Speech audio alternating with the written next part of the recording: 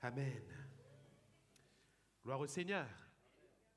Gloire à Dieu. Voilà, je profite pour saluer ceux qui nous ont rejoints entre-temps. Soyez bien bénis de la part du Seigneur. Nous sommes à l'aise dans la présence de Dieu. Alléluia. Nous sommes bien. Nous sommes bien. Pierre a pu dire qu'il est bon d'être ici, qu'il est bon. Et qu'il est bon pour nous d'être là, dans la présence de Dieu. Dressons trois tentes, va dire Pierre. La Bible nous dit qu'il ne savait pas, qu'il ne savait pas ce qu'il disait. La présence de Jésus, dans sa révélation, l'avait tellement subjugué qu'il n'avait qu'un seul désir, qu'il reste comme ça. Alléluia. Qu'il reste comme ça, peu importe les lendemains, peu importe ce qu'ils allaient voir. Vous avez bien compris ces paroles. Dressons trois tentes, une pour toi, une pour Élie, une pour Moïse. Nous, si on dort dehors, ce n'est pas grave. Mais la présence de Dieu, la présence de Jésus, c'est tout ce que nous voulons avoir. Alléluia. Il y a une chose que nous voulons, c'est une chose que nous désirons ardemment, la présence du Seigneur. Cette église, la Bible nous dit que Jésus était là, mais il était à la porte. Je suis à la porte et je frappe, va-t-il dire à une église dans l'Apocalypse. Il était là, mais il n'était pas à l'intérieur. Il était à la porte. Pardon. Que Dieu nous aide à garder et à honorer la présence du Seigneur au milieu de nous.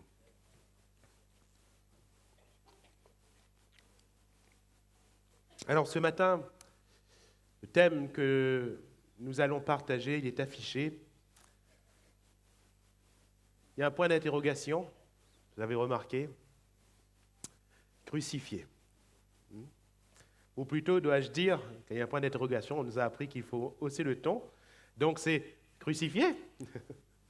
Hein? Crucifié. De qui s'agit-il? S'agit-il de Jésus? Quand on parle de la croix, on parle de Christ. Il n'y a pas à poser la question ce matin. Jésus a vraiment été crucifié. Il a été crucifié, il est ressuscité, il est vivant. Il est vivant. Donc crucifié avec un point d'interrogation, d'après vous, cette question se pose à qui? À qui?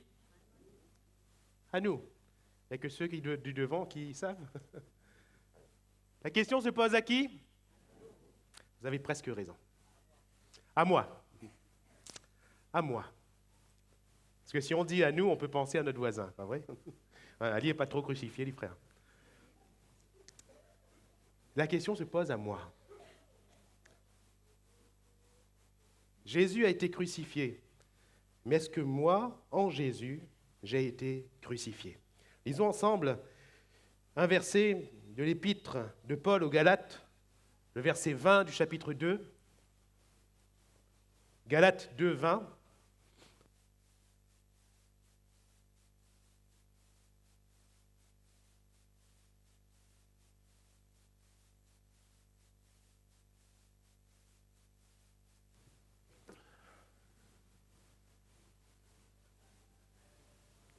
Galates 2, 20, nous n'allons lire que la première partie. Paul va dire « J'ai été crucifié avec Christ, et si je vis, ce n'est plus moi qui vis, c'est Christ qui vit en moi. » Alléluia. C'est Christ qui vit en moi. Nous avons tendance à le proclamer, plus ou moins facilement. Mais si nous disons que Jésus vit en moi, ça inclut au préalable deux réalités. La première réalité, c'est celle qui est juste avant, ce n'est plus moi qui vis. Je ne vis plus. Si Jésus vit en moi, ça veut dire que c'est Jésus qui vit. Moi, je ne vis plus. Donc je suis mort. Je suis mort. Je suis mort à moi-même. Et la deuxième réalité, donc, qui est encore préalable à cette première que nous venons de souligner, comment est-ce que je meurs réellement, spirituellement? Comment? Si j'ai été crucifié avec Christ. C'est l'ordre que propose ici l'apôtre Paul, et qui, je crois, est la réalité, puisque c'est la parole de Dieu. 1, j'ai été crucifié avec Christ. 2, je ne vis plus. 3, c'est Christ qui vit en moi. Alléluia. Donc cette première étape, elle est importante. Est-ce que je suis crucifié? Est-ce que j'ai été crucifié avec Christ? Alors, pour étayer un petit peu le propos, on va répondre à 3 questions ce matin. Premièrement, quand je suis crucifié avec Christ, qu'est-ce qui concrètement est crucifié? Est-ce que vous êtes d'accord? On est encore vivant physiquement, oui ou non? Hein? On n'est pas mort dans l'absolu, on est encore vivant physiquement. Alors, qu'est-ce qui a été crucifié? Deuxième question, qu'est-ce qu'être crucifié? Être crucifié, c'est quoi?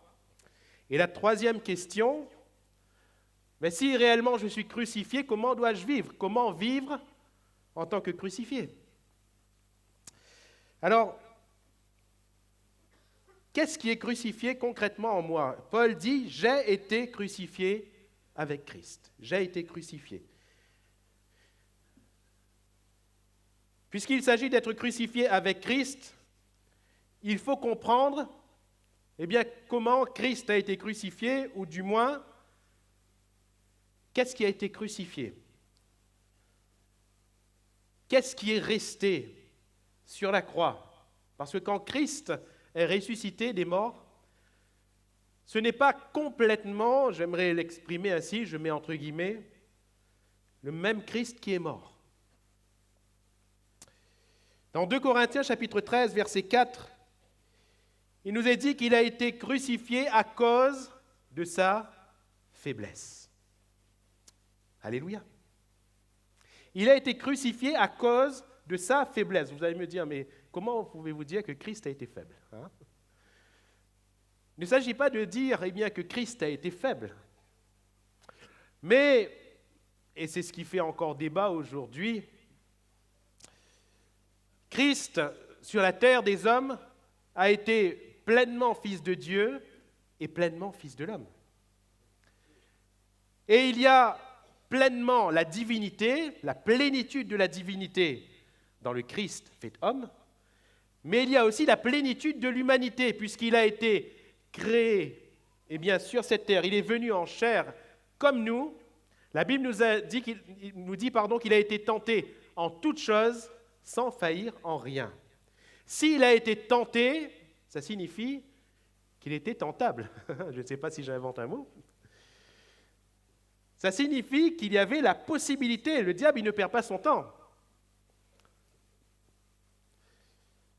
Cela implique, bien sûr, que tant qu'il n'était que fils de Dieu, c'est-à-dire dans la gloire, il ne pouvait pas être tenté, parce que la Bible nous dit que Dieu n'est tenté par personne. C'est normal, Dieu est parfaitement parfait. Si on dit que Jésus est pleinement Dieu et qu'il n'est pas homme, alors comment a-t-il pu être tenté? Ce n'est pas possible. Il y avait donc une faiblesse, pas la même faiblesse que chez nous, c'est-à-dire que dans sa personnalité, le péché ne régnait absolument pas, comme chez nous. Pourquoi? Parce que nous sommes dans une lignée, la lignée adamique. Et le péché nous est transmis, comme un seul homme a péché, et par le péché, la mort donc est entrée dans le monde, s'est étendue à toute la création. Mais Jésus a été tenté parce qu'il était dans un corps de chair. Et ça a été là la faiblesse. Le diable l'a tenté parce qu'il aurait pu tomber, parce qu'il était dans un corps de chair. Nous, à plus forte raison, notre faiblesse, elle est dans notre chair, mais elle est aussi dans notre nature initiale, qui n'a pas été la nature de Christ. Notre nature initiale, elle est pécheresse. Nous sommes pécheurs, sauvés par grâce. Alléluia. Jésus n'a pas été pécheur, il a été juste jusqu'au bout. Nous sommes pécheurs, sauvés par grâce. Donc, qu'est-ce qui est crucifié? Qu'est-ce qui doit être crucifié? Ma faiblesse. Comment se concrétise cette faiblesse? On va aller encore un peu plus loin dans le concret. Épître de Paul aux Romains, chapitre 6, versets 5 à 7. Voilà ce qui nous est dit. En effet, si nous sommes devenus une même plante avec lui par la conformité à sa mort, nous y reviendrons tout à l'heure, nous le serons aussi par la conformité à sa résurrection, sachant que notre vieil homme a été crucifié avec lui afin que le corps du péché fût détruit, pour que nous ne soyons plus esclaves du péché, car celui qui est mort est libre du péché. Alléluia. Qu'est-ce qui est crucifié? Notre vieil homme. Et pour toi, sœur, tu peux dire ma vieille femme. Hein? Ma vieille femme, c'est-à-dire la femme que j'étais est morte. L'homme que j'étais est mort. La nature qui était la mienne est morte. Qu'est-ce qui doit être crucifié? Le péché. Car celui qui est mort est libre du péché. Alléluia. Donc comment est-ce que je reconnais que j'ai été crucifié? Si le péché qui me commandait jusqu'alors est crucifié en moi. Si la chair qui me commandait jusqu'alors est crucifiée. Si le vieil homme qui me commandait alors est crucifié. Notre vieil homme a été crucifié avec lui. Le vieil homme, regardez bien, il est bien dit que notre vieil homme a été crucifié. Il n'est pas dit qu'il est en train d'être crucifié. Autrement dit, il doit y avoir un changement radical. Lorsqu'il y a conversion, il y a changement radical. Alléluia. Quelqu'un qui ne change pas n'est pas converti. Car la conversion est littéralement un demi-tour. Il y a un changement. Et c'est quoi ce changement? C'est que la vieille nature s'en est allée. Nous ne sommes plus commandés par ce qui nous commandait avant. Nous ne sommes plus régis par nos pulsions, par nos passions d'alors. Mais notre vie est régie par un nouveau Seigneur, celui dont le joug est doux et le fardeau léger. Jésus est celui qui dirige notre vie lorsqu'il y a conversion. Et le vieil homme est mort. Il n'est pas dit qu'il est en train d'être crucifié, sachant que notre vieil homme a été crucifié. C'est fait. Si tu es encore en train de crucifier ton vieil homme, ta vieille femme, il y a un problème. Si on dit qu'on est encore en train de se bagarrer avec notre vieil homme, il y a un problème. Parce que Paul dit que le vieil homme, c'est fini. Alléluia. Son compte est réglé, quick. C'est fini. À la croix, il a été crucifié. Donc, il n'y a plus le vieil homme. C'est fini. Qu'est-ce qui est là alors? Qu'est-ce qui est là? Galates 5, verset 24.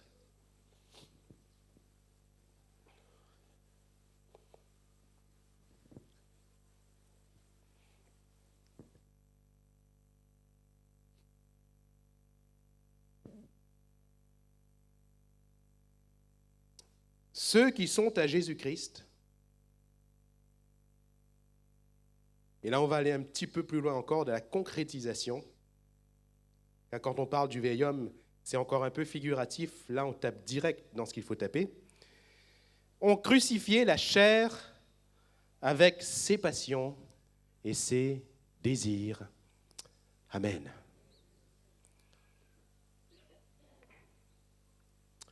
Le vieil homme est mort.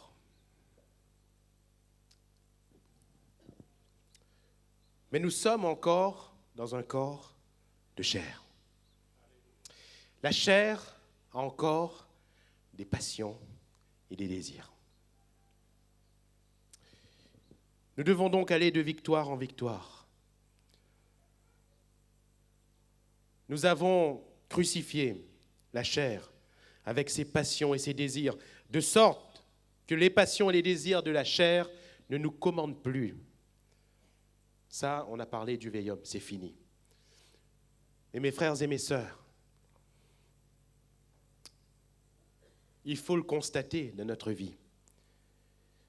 Le péché est encore là. Tout d'un coup, il semblerait qu'on est tranquille et puis paf, le péché surgit. On ne l'a pas provoqué, on n'a pas cherché, mais hop, le péché surgit. Ça ne veut pas dire que c'est le vieil homme. Le vieil homme, il est crucifié. Et j'aimerais que ce matin, tous, nous regardions notre vieille nature comme ayant été crucifiée. Il faut avoir ce regard. Sinon, on va user de faiblesse envers l'accusateur de nos âmes, qui va nous mentir et nous faire croire, tu vois, tu n'es pas changé. Tu vois, tu ne t'es pas vraiment converti. Tu n'as pas vraiment été sauvé. C'est un mensonge, parce qu'on a vraiment été sauvé. Mais en ayant été sauvés, nous ne sommes pas devenus parfaits dans la réalité physique des choses. Nous sommes venus parfaits en Christ, parce que le sang de Jésus nous recouvre et Dieu nous voit justes. Mais quand on regarde à notre vie, on voit encore des choses mauvaises qui surgissent. Il faut ramener ces choses à la crucifixion. Il faut tuer ces choses. Il faut que, si quelque chose qui a trait au péché, si un acte, si une pensée, si un sentiment, si un mobile né de nos cœurs et qui a trait de nos péchés, hop, il faut tuer tout de suite. Être crucifié, ramené à la croix de Christ. Alléluia. Ramené à la croix de Christ. Et il faut que ce qui appartient au péché, à la chair, aux passions, aux désirs de la chair, soit crucifié en nous. Il le faut. Alléluia. Il le faut. Il ne faut plus avancer avec ça, frères, sœurs. Il ne faut plus vivre, il ne faut plus alimenter, il ne faut plus, à la rigueur, il ne faut plus laisser ça dans un coin de notre vie. Parce qu'un peu de levain fait lever toute la pâte. Un petit péché dans un coin va affecter tout le reste de la maison. Tout le reste. Comme si vous accrochiez un poisson pourri dans votre maison. C'est qu'un poisson, c'est sur un mur seulement, mais vous allez voir, toute la maison va sentir mauvais. Toute la maison va sentir mauvais. Alors, qu'est-ce qui est crucifié en nous? Et qu'est-ce qui doit encore être crucifié en nous? La chair. La chair. La chair. Et nous verrons tout à l'heure comment vivre. Alors, deuxième question, qu'est-ce qu'être crucifié? Être crucifié, c'est quoi? J'ai été crucifié avec Christ, dit l'apôtre Paul. C'est quoi être crucifié? On va faire une autre lecture dans l'épître de Paul, toujours aux Philippiens, chapitre 2, versets 5 à 11. Je vous laisse trouver le passage. Philippiens 2, 5 à 11. Qui était en Jésus-Christ, lequel, existant en forme de Dieu, n'a point regardé comme une proie arrachée d'être égal avec Dieu, mais s'est dépouillé lui-même en prenant une forme de serviteur, en devenant semblable aux hommes, et ayant paru comme un simple homme, il s'est humilié lui-même, se rendant obéissant jusqu'à la mort, même jusqu'à la mort de la croix. C'est pourquoi aussi Dieu l'a souverainement élevé et lui a donné le nom qui est au-dessus de tout nom, afin qu'au nom de Jésus, tout genou fléchisse dans les cieux, sur la terre et sous la terre, et que toute langue confesse que Jésus-Christ est Seigneur, à la gloire de Dieu le Père. Amen. Gloire à Dieu. C'est quoi être crucifié? Être crucifié, c'est être brisé. Comment est-ce que la chair va mourir et mourir et mourir encore dans ma vie? Par le brisement.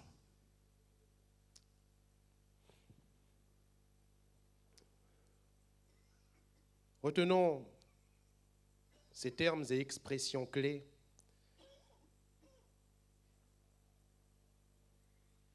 C'est dépouiller lui-même, serviteur, simple homme, c'est humilier lui-même, se rendant obéissant. Nous allons revenir sur ces termes. Mais Quand Jésus a été crucifié, dites-moi, il a été crucifié par qui? Je vous écoute. Par qui? Par les hommes. Par les hommes. La Bible nous dit qu'il a été crucifié à cause de sa faiblesse, c'est ce qu'on a lu tout à l'heure. Mais il a été crucifié par qui? Par les hommes. Par les hommes. La question crucifié, crucifié, elle se pose à moi ce matin. Est-ce que j'accepte d'être crucifié comme Jésus? Et si j'accepte d'être crucifié comme Jésus, j'accepte de l'être par les hommes. Ça, j'accepte moi. Seigneur, si je me crucifie moi-même, c'est bon. Seigneur, si c'est toi qui me crucifies, j'accepte. Mais pas les autres, Seigneur, quand même. Pas les autres. Jésus a été crucifié par des hommes. Est-ce que ça a été sans la volonté de Dieu? Non, c'était bien la volonté de Dieu qu'il soit crucifié ainsi. Seulement, ce n'est pas Dieu qui a crucifié son Fils. Ce n'est pas Jésus qui s'est auto-crucifié, nous sommes d'accord. Jésus a offert sa vie, mais il ne s'est pas suicidé. Ce sont les hommes qui l'ont crucifié. Paul va dire, j'ai été crucifié avec Christ. Suis-je crucifié avec Christ? Si c'est le cas, c'est par les hommes que je suis crucifié. Quels hommes? Jésus a été crucifié par quels hommes? Dites-moi. J'ai entendu les Romains. Concrètement, à la fin, oui, mais au début, par qui? Les Juifs. Sa propre patrie.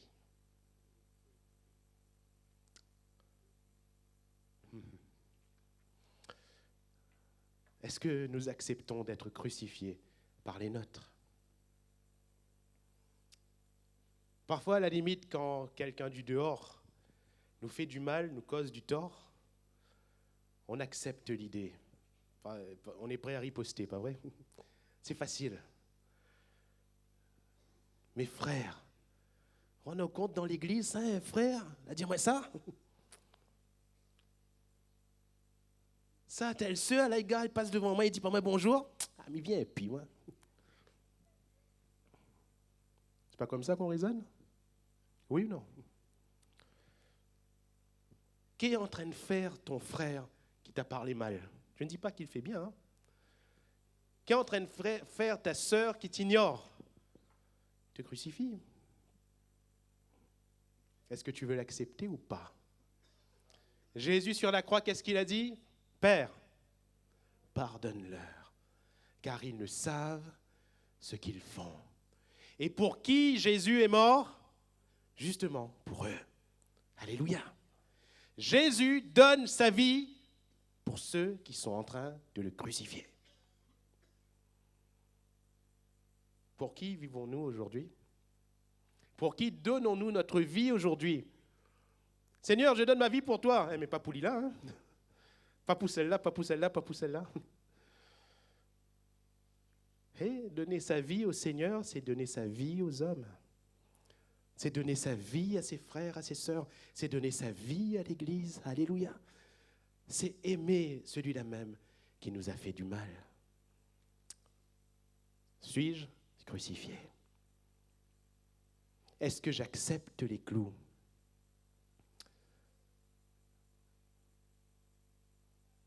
Cette croix est vide. Vous voyez? Cette croix est vide.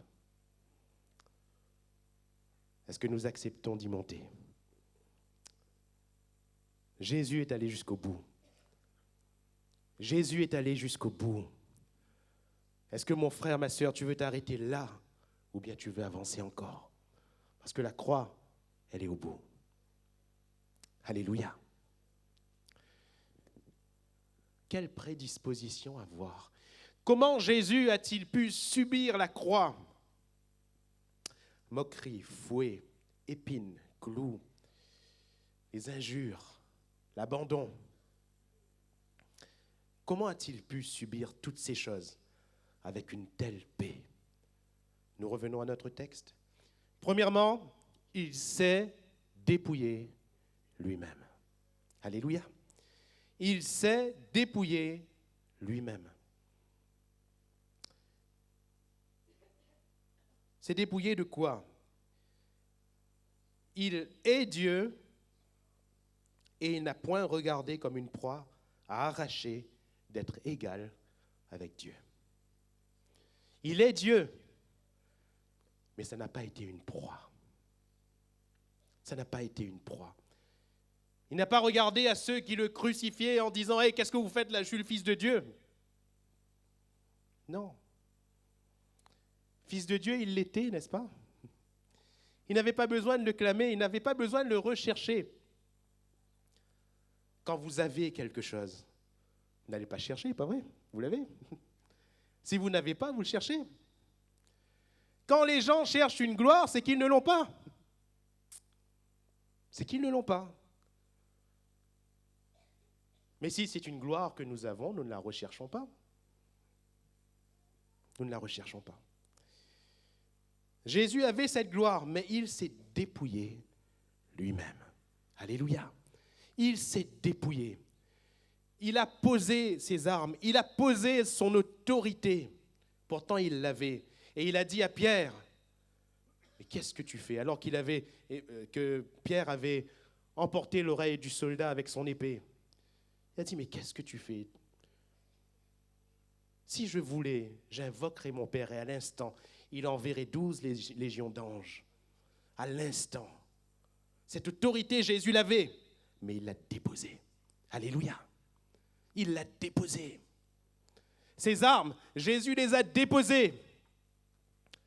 Acceptons-nous de déposer nos armes devant devant celle qui nous fait du mal. Parce qu'en réalité, en nous crucifiant, il nous fait du bien. Alléluia. Même s'il veut nous faire du mal, il est en train de nous faire du bien. Parce que si on est réellement crucifié, on est en train de devenir meilleur. Au lieu de répondre par le mal, en répondant par le bien, mon frère, ma sœur, tu es en train de devenir meilleur. Nous sommes en train de devenir comme Jésus. En disant, mais pardonne-lui, il ne sait pas ce qu'il fait. Nous sommes en train de devenir comme Jésus. Et c'est ça, être chrétien, profondément.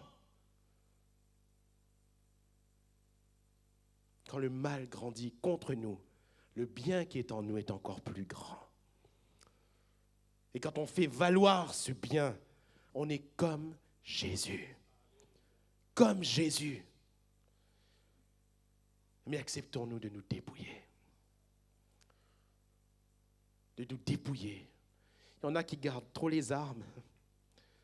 Pardonnez-moi. Il y en a qui gardent trop la Kalachnikov.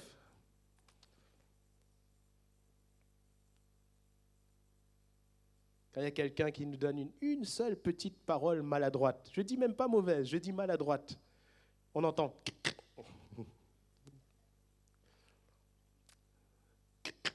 Le fusil se charge. C'est prêt à partir. En marchant encore un coup sur mon doigt de pied, on va voir. C'est prêt à partir. C'est prêt à partir. Mes frères et mes sœurs, Jésus a posé ses armes. Jésus a posé ses légitimités.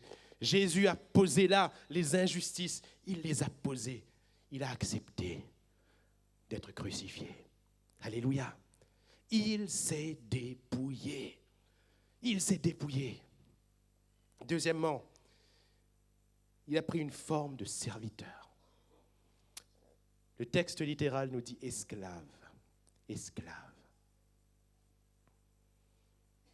Fils de Dieu, il est devenu esclave. Je pose la question, hein, ça heurte un petit peu, mais je la pose quand même. Esclave de qui? Attention, pas du diable. Hein. Absolument pas. Esclave des hommes. Serviteur des hommes. Et les hommes étaient en train de lui faire quoi, rappelez-moi? Le mal. Le mal. et il a servi ceux qui lui faisaient du mal. C'est pour cela que j'aimerais le dire, et j'aimerais le dire fort, même si dans mon cœur, il y a un amour débordant pour tous. Ce n'est pas un jugement que je prononce, c'est un constat à partir de la parole de Dieu.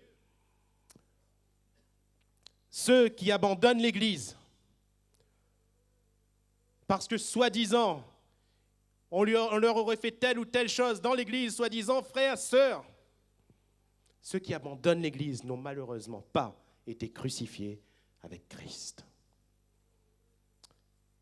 Malheureusement. Oh, je vous le dis, mais je suis prêt à partir vers n'importe qui. À prier et à pleurer pour n'importe qui.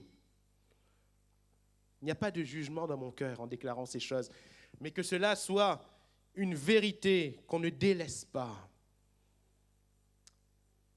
Si on est crucifié avec Jésus, on est là dans l'Église. Alléluia. On est avec l'Église. Même s'il y a quelqu'un qui nous a fait du mal, on est serviteur. Serviteur. Serviteur. C'est-à-dire qu'on est prêt encore à faire quelque chose pour. Alléluia.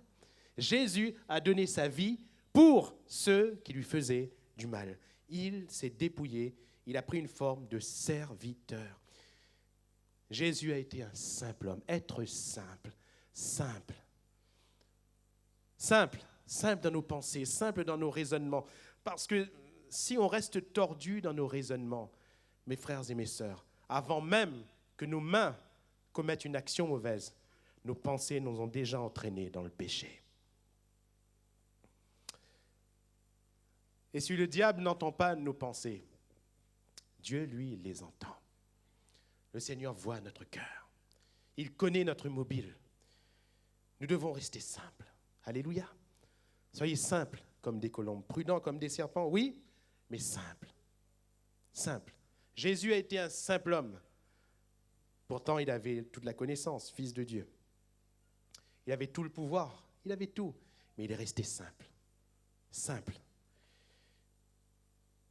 Quatrièmement, il s'est humilié lui-même. Et là, tout le secret est là. Toutes ces choses ne sont possibles que si on s'humilie soi-même. La recette miracle, pour ne pas être humilié par les autres, pour ne pas se sentir humilié par les autres, c'est quand on s'est humilié soi-même. Pour ne pas se sentir rabaissé par les autres, il faut se rabaisser d'abord soi-même. Et la Bible nous dit que Jésus s'est abaissé. Alléluia. Il s'est abaissé. Il s'est humilié. De telle sorte qu'il était en paix face à ceux qui l'humiliaient, à ceux qui le rabaissaient. Il était en paix, il était tranquille. Il s'était humilié lui-même avant. Alléluia. Il s'était humilié, il s'était abaissé, il s'était mis au plus bas. Quelle est l'opinion que nous avons de nous-mêmes? Quelle est l'estime que nous avons de nous-mêmes? Nous sommes enfants de Dieu. Oui, nous le sommes. Jésus savait qu'il était fils de Dieu. Quand on lui disait « tu es fils de Dieu », il disait « mais tu le dis, je le suis ». Oui, il le savait. Il le savait. Mais tout en étant fils de Dieu, il s'est abaissé, il s'est humilié. Et l'humilité dans son cœur faisait qu'il ne régimbait pas. Il ne s'attaquait pas aux hommes, car il savait que là n'était pas son combat. Mon royaume n'est pas de ce monde. Il savait que sa vie, il l'a donnée pour les hommes. Il s'est donc humilié. Alléluia. De sorte que la croix en soi ne l'a pas humilié. Il s'était lui-même humilié. Oui, il y a eu une humiliation, mais il s'était déjà lui-même humilié. Lui-même. Et dernière expression clé, se rendant obéissant. L'obéissance n'a pas été quelque chose d'inné. Cette obéissance-là n'a pas été quelque chose d'inné dans le Christ. La Bible nous dit qu'il a appris l'obéissance. Comment? Par les choses qu'il a souffertes. Par les choses qu'il a souffertes, il a appris l'obéissance. Mes frères et mes sœurs, est-ce que nous nous rendons obéissants? Si on dit qu'on se rend obéissant, ça veut dire deux choses. Premièrement, à la base, je ne le suis pas. Oui ou non? Je ne le suis pas. Si je me rends à un endroit, ça veut dire que je ne suis pas à cet endroit. Oui ou non? Si on se rend obéissant, ça veut dire que pour nous, c'est une destination que nous devons atteindre. Je ne suis pas. Donc, je veux me rendre. Donc, nous avons tous et toutes des progrès à faire. Se rendre obéissant. Mais la deuxième chose que nous devons comprendre, avec tous ces versets qui sont dans la parole de Dieu, l'obéissance vaut mieux que les sacrifices. L'obéissance.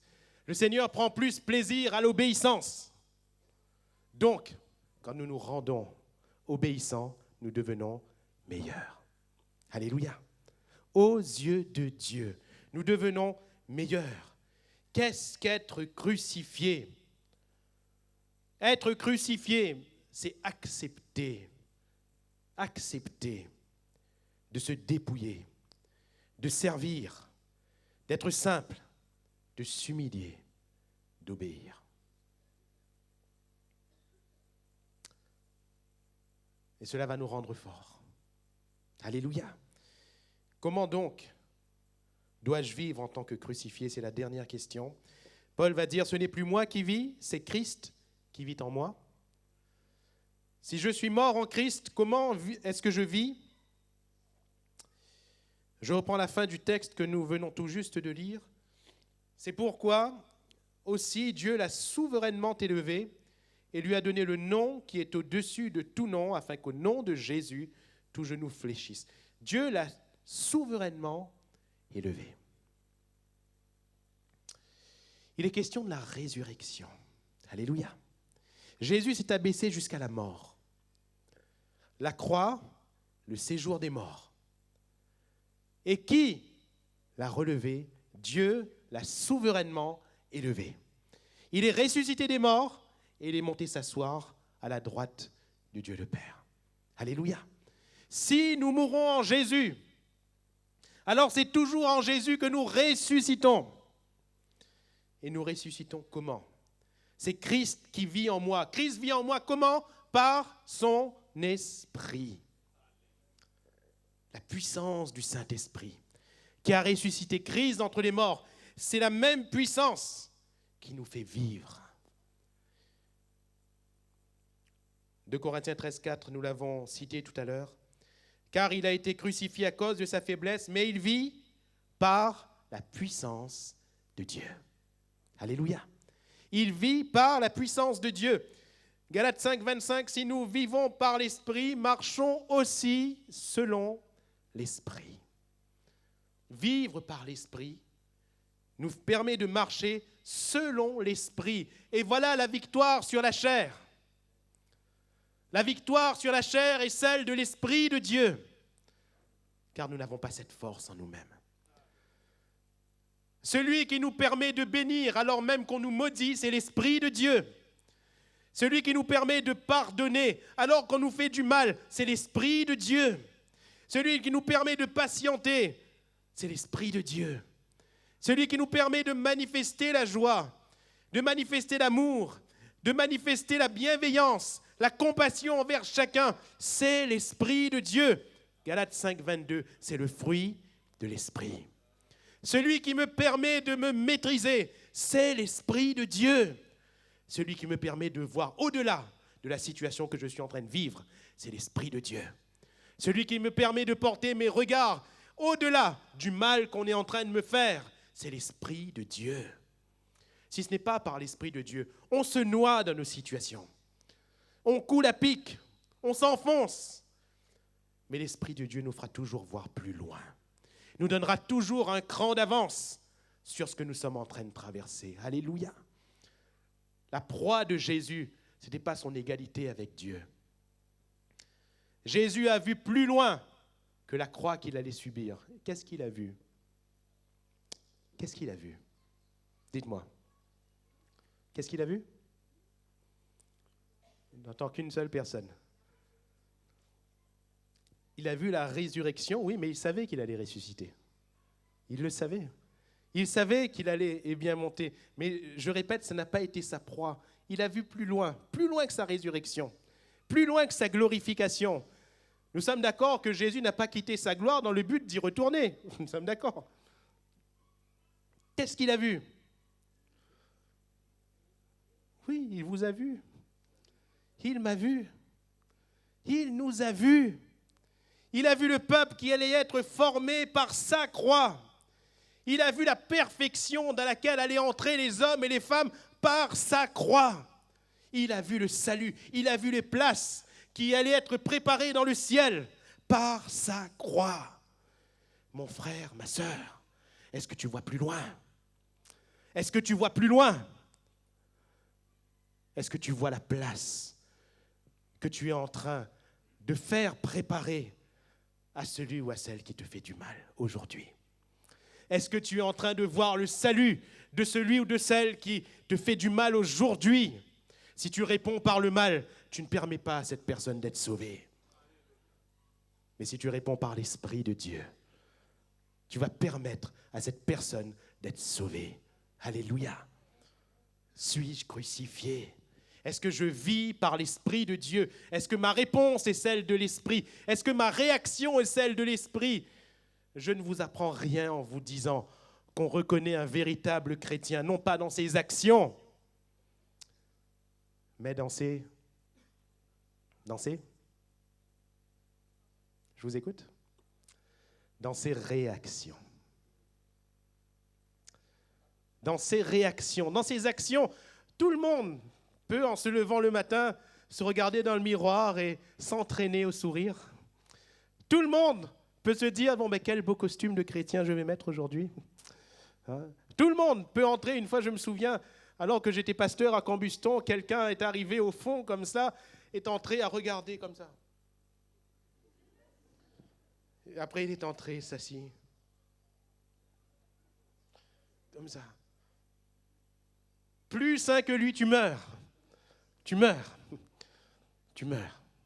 Hein? Je ne le connaissais pas, hein, donc je peux vous en parler librement. Ce n'était pas un chrétien de l'église de Cambuston, hein, je ne le connaissais pas. Plus chrétien que lui, tu mourrais. Tu mourrais. Oui, on peut tous choisir. Dans l'action, oui, on peut tous choisir son manteau de chrétien. On peut tous choisir des paroles de chrétien. Que Dieu te bénisse. Que Dieu te bénisse. Ça sort de la bouche. Dans ce cas, je ne sais pas si c'est toujours l'abondance du cœur, hein, mais ça sort de la bouche. On peut toujours choisir. Alors vous voyez ce beau chrétien, ce bon chrétien qui élève sa voix même à côté de vous, pousse Ali un coup. Bouscule Ali un coup. C'est dans les réactions qu'on reconnaît, pas vrai? C'est dans les réactions qu'on reconnaît le chrétien.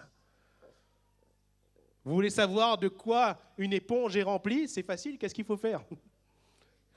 Vous allez voir quel jus va sortir. Si c'est de l'eau saine ou du jus de vaisselle. Vous allez voir qu'est-ce qui va sortir. Si nous vivons par l'Esprit, marchons aussi selon l'Esprit. Alléluia. Selon l'Esprit. Qu'il n'y ait plus aucun autre cours dans ma vie, Seigneur. Qu'il n'y ait plus aucune autre régence, aucune autre loi que celle de l'Esprit de Dieu. Je ne veux plus aucun autre joug que celui de mon Seigneur, de mon Jésus. Je ne veux plus aucune autre force qui me pousse que celle du souffle de Dieu, qui est la puissance de l'Esprit de Dieu.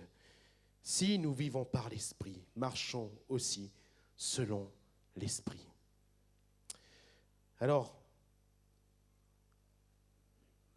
suis-je crucifié?